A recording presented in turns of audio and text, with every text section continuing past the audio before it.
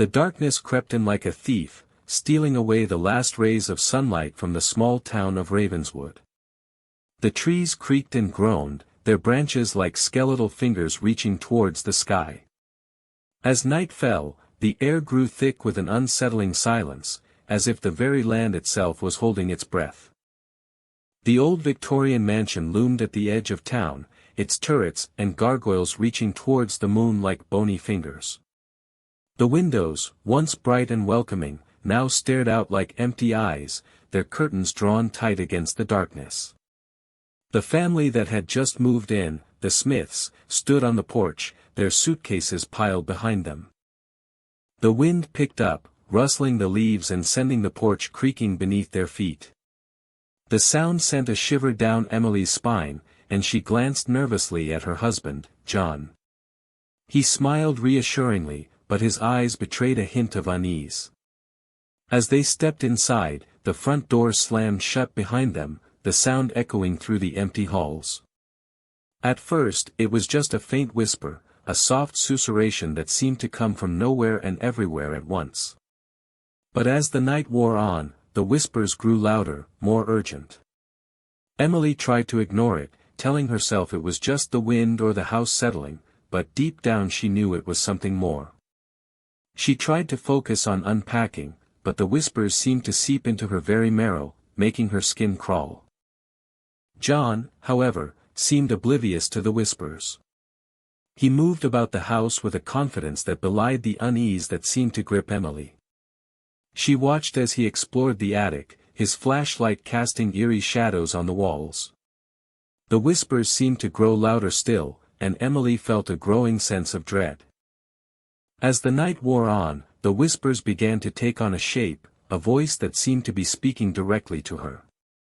It was low and raspy, like a voice from beyond the grave.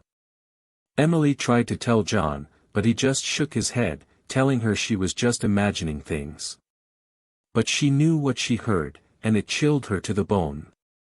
The family's young daughter, Sarah, seemed to sense the unease that gripped the house. She clung to Emily's leg, her eyes wide with fear. Emily tried to reassure her, but she could feel the little girl's fear spreading like a contagion. As the whispers grew louder still, Emily began to wonder if they had made a terrible mistake moving into this house. The wind howled outside, sending the house creaking and groaning. The whispers reached a fever pitch, and Emily felt herself becoming unhinged. She stumbled from room to room, searching for a way to escape the whispers, but they seemed to follow her everywhere. John tried to calm her down, but even he seemed to be losing his grip on reality. In a desperate bid to silence the whispers, Emily began to search the house for answers. She scoured every room, every closet, every hidden nook and cranny. And then, in the dead of night, she stumbled upon a hidden room, tucked away behind a bookshelf. The whispers seemed to come from inside. As Emily pushed open the door, a cold draft of air swept out, extinguishing her flashlight. The whispers fell silent, and for a moment, there was only darkness. Emily's heart was pounding in her chest as she fumbled for her phone, trying to get a light on. And then, in the faint glow of the screen, she saw it, a figure, huddled in the corner of the room, its eyes glowing like embers. The figure slowly stood, its eyes fixed on Emily. And in that moment, she knew that the whispers were not a haunting, but a warning. The house was not haunted, but alive.